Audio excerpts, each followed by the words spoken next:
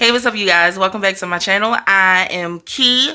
If you are new here, please subscribe, like, and comment on the videos if you like what you see. If you are not new here, what's up, family? How are you doing? It is hair day for me. So we're about to do a avocado. Well, we're not. I'm not going to film that unless that's something you guys want to see, but my hair routine is usually like some intimateness, like some, whatever. But I'm about to do a mayonnaise, avocado, and egg white hair treatment, and it's gonna stay in for maybe like 2 or 3 hours. I'm gonna leave it because I need it. And then after that, I'm gonna wash it out with some apple cider vinegar. Then I'm gonna actually like wash my hair to get the smell of food out of it. Cause I mean, you know.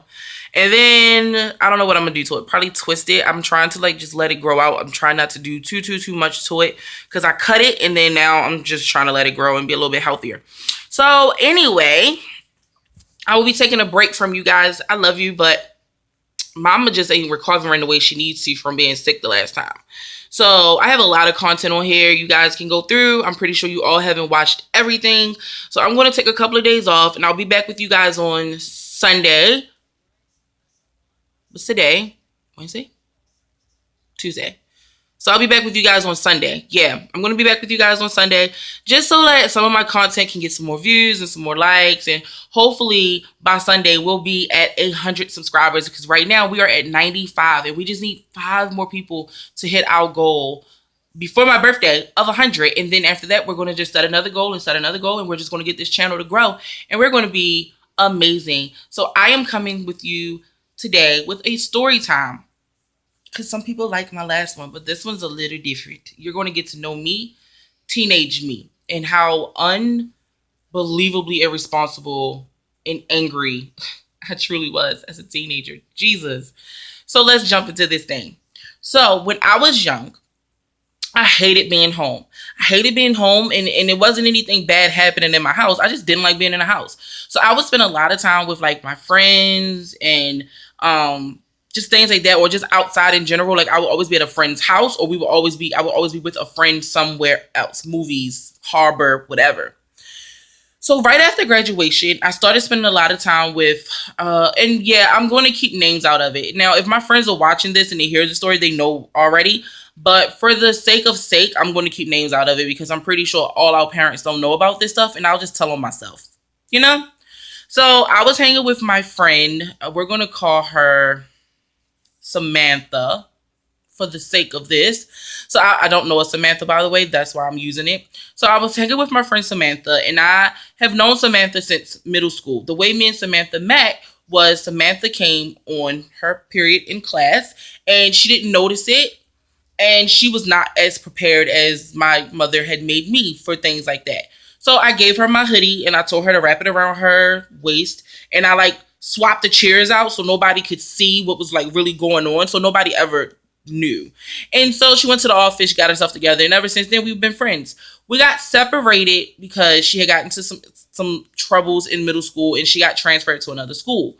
And the school that she was going to, my sister used to go to it, but I would go up there, but not really to see her because like it had been a year had passed that I had seen her. So, you know, as a child, it's kind of out of sight, out of mind. You just kind of move on to the next thing. And so a friend of hers was a friend of mine, and we got invited out the same day to go to the movies, and that's how we reconnected. And from that day, we just tried not to lose contact with each other. We tried, but we did because high school happens, and you know how that goes. And then what ended up happening was another person that we both, her family member and my boyfriend, you know, we realized that we were who we were because we started talking about stories, and I'm like, damn, that sounds familiar. And it sounded familiar because I was the person she was talking about. So that was kind of cool that we ended up being friends again like that. So yeah. So after high school, you know, some things had happened. She had a baby and again, hated being in the house. So whenever her mother would go away, I would go to her house. And this one particular week, I was there for like a week because my mother had went out of the country. I think she went to Mexico. And so her mother was like, well, you shouldn't be in the house by yourself. Now, at that time, I didn't really mind being in the house by myself because I'm 19. And so I thought I knew everything. And I'm like, oh, I don't really need like a babysitter. And she's like, no, I insist, I'm not going to be here. She needs company, whatever. So I'm like, fine, I'll come over. So that Thursday of that week, I had an interview. Baltimore City sends out the invitations to high school graduates that may not have plans to join the academies, either the police academy or the fire department academy. And they like send out these mass invitations to everyone who graduates, and you come down to this like big open interview. And it just was lucky enough for me that I was going to be down that way, because at first I wasn't going to go, but her baby had a doctor's appointment. So I stopped in, did my thing. We went to the doctor's, and then this is where it all kind of goes left. It seemed like I was having a normal day, and we were laughing and joking and giggling, and then her baby father calls. Now, this guy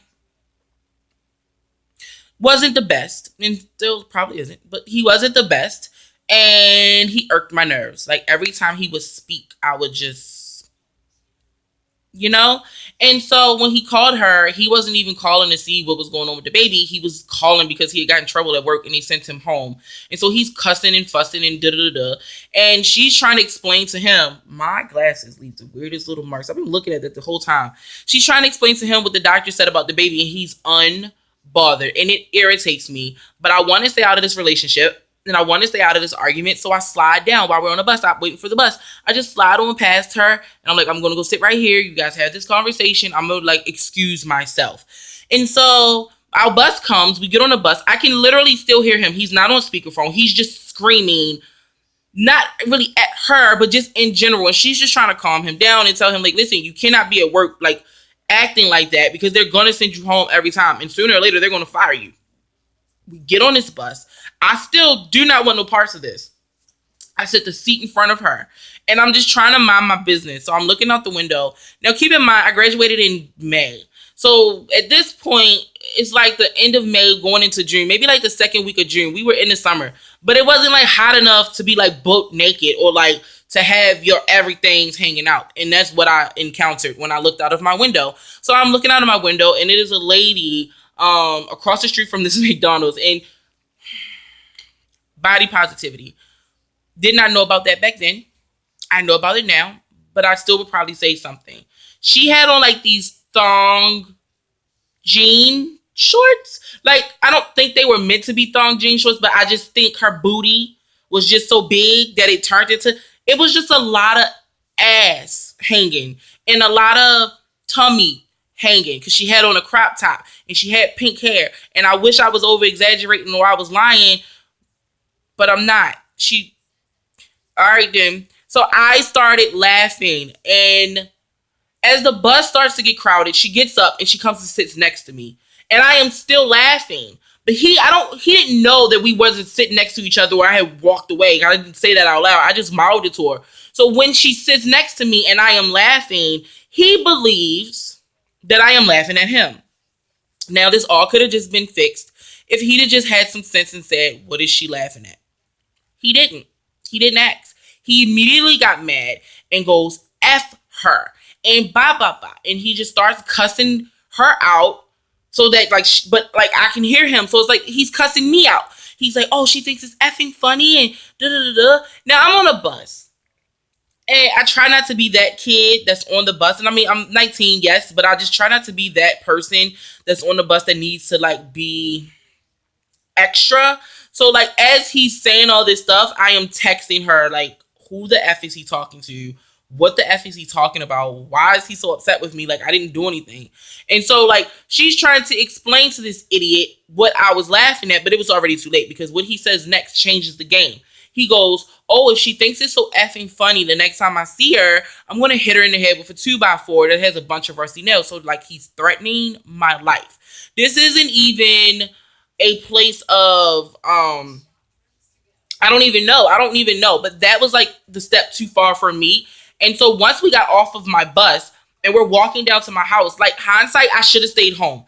I should have stayed home, and I should have just, like, made sure she got back on the bus, or just made sure she got home, and I just should have stayed home the rest of the week, but I didn't. I was trying to be a good friend to her, and him being a jerk had nothing to do with her. And so I go in my house. He's still, like, cussing. She hangs up on him. Cool. So, like, now he's calling her back to back and back. Like, he's just, like, calling. He's leaving these voicemails. So finally we get back to her place, and her mom's there, And you could just see it on our faces that we were like pissed. Her mother's like, what's going on? What's wrong with you guys? What happened? And we're just like, nothing, just nothing or whatever. And so we leave out the house to go get food. And he calls back. Now, at this point, it's harassing. So she picks up the phone and she's like, what? He's like, don't you ever hang up on me. And like, he's like going off. And like, I can hear his other baby mother in the background. Like, at this point, she has him on speaker. I can hear his other baby mother in the background. Like, oh, I F her and her friend up. And like, they're threatening my friend. And then they're threatening me. And I'm just like, wait, somehow this has gone too far. But I'm gonna make it worse though. Like I was that person. I'm gonna make it worse because I have military family in my life and we don't back down. We don't play games like that. I mean, sometimes it's good to back down. I know that now, but like then I'm like, I'm not backing. Who? What? Yeah, okay. Yeah, okay. So now I'm cussing and fussing at him, and I'm cussing and fussing at the girlfriend or the baby mother or whatever she was at that time. Like, I didn't even understand why he was there if he wasn't getting his kid, but that was a whole nother story for a whole nother day. And so now we're all going back and forth, going back and forth. He continues to threaten me. He continues. Like, he continues to threaten me. He continues to threaten her. He's threatening her kid, even though her kid is his kid, And I zap. And I'm just like, you and her too. And I am just saying a lot of things that would probably get me in trouble. So I'm not going to say what I said. But just know they were not nice. And it resulted in him calling her mother. So we get back in the house after we get this food, and I am hot. I am hot. And not to be disrespectful, but I was, because now I'm on the phone with my brother, and I'm like, listen, this stupid motherfucker is like saying these things, and you need to come get me, because if you don't come get me, I'm going to zap. And her mother screams at me. Her mother goes, you're not going to be talking like that in my house. You're not going to be talking about my son. Your son? Your son? He's not your goddamn son. They're not married. He barely takes care of your grandkid. You're talking about your son? He's not your son. You should be on the side of these girls that he's been threatening and like sending death threats. Like, why are you not on our side? So she calls him back, and he like, oh, he doesn't tell the stuff that he says. He just tells the stuff me and her say. He doesn't tell her how he threatened us with like 2x4s and rusty nails and to bust us in our head. He doesn't tell her all that. No. He just conveniently tells her all the stuff about what we were saying and how we were reacting. And she's like cussing at us. Like, you don't talk to him like that. You don't put nobody's children in things. And we're just looking at her like, what? You're not even getting the whole story. You're just talking to him and you're not letting us talk. Like, it made me madder. It sent me to a place that I couldn't even understand. Okay, I hadn't been that mad. I don't even know. Like, I think that was the first time I got to that place. I called my brother back. Now, my brother is a military man through and through. My brother carries a gun. Okay? And my brother has the temper of a polar bear. Okie a hungry polar bear. And when you start messing with his sisters or anyone else that he loves for that matter, it is not cute. So I call my brother and I'm like, listen, this is where I'm at. This is what's going on. This girl's mother has lost her goddamn mind because she's taking this nigga side. And I'm just trying to figure out what's going on. You need to come. You need to come now. This is the address. So my brother, so I pack all of my stuff up because I'm not staying here and I'm damn sure not coming back. I pack all of my stuff up and she's like, my friend's like, I don't want you to leave. Like, I want you to stay. No, not staying, not happening. Let me just get all of my things that's been here. Let me just go ahead and get what I got from my house. Like, I am leaving. My brother is coming to get me. So she's like, my brother texts like, I'm outside. I'm like, I am on my way because I need to go. Now, what I didn't anticipate, and I should have. Like, I realized that I told him to come get me, but what I didn't realize is when I told him all the other stuff that he was going to react to it. And I should have, subconsciously, I knew it was going to be an issue, but like overall, I just thought he was going to pick me up and give me a speech about not hanging with her anymore, not being around her mom. That's not what happened. I get downstairs, my brother whips the car, he pulls out, and it's my brother and my sister-in-law, and she's just as crazy. She'll fight for you. It ain't a joke. He whips the car. He pulls his gun. He's like, what's the problem? Now, my friend is freaked because she's never met my brothers before. And I've told her about them, but she's never met them. And the first time that she meets my oldest brother, he has a gun in his hand and he's ready. And when I tell you he's ready, he's ready. He's like, what's the problem? Where's her mother? Where's the nigga? We're getting ready. And I'm just like, wait, hold on. And she's like, no. Like, he's not here. He lives in DC. He's not here. I can tell you his name. I can give you his, like, it freaked her out so bad.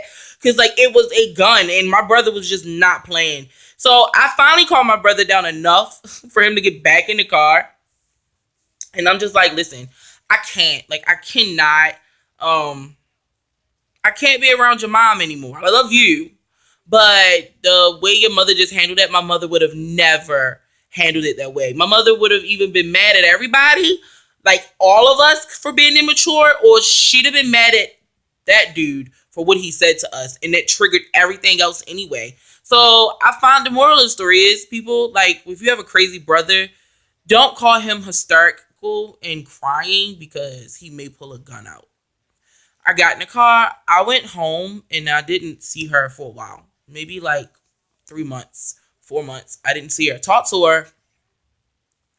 Just didn't see her. And my brothers got to DC, and her boyfriend got beat up. Yep. That's how that went.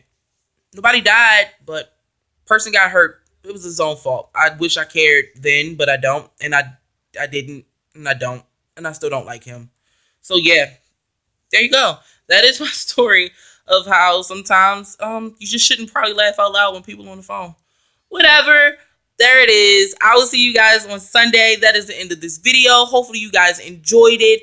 If you really do like these story times, I have a lot. So I am more than happy to share pieces of my life with you guys. If you want to, comment down below if you do. And yeah, that's it. I love you guys. Please stay warm. It is cold and I hate the cold. And you guys, go be great. Bye.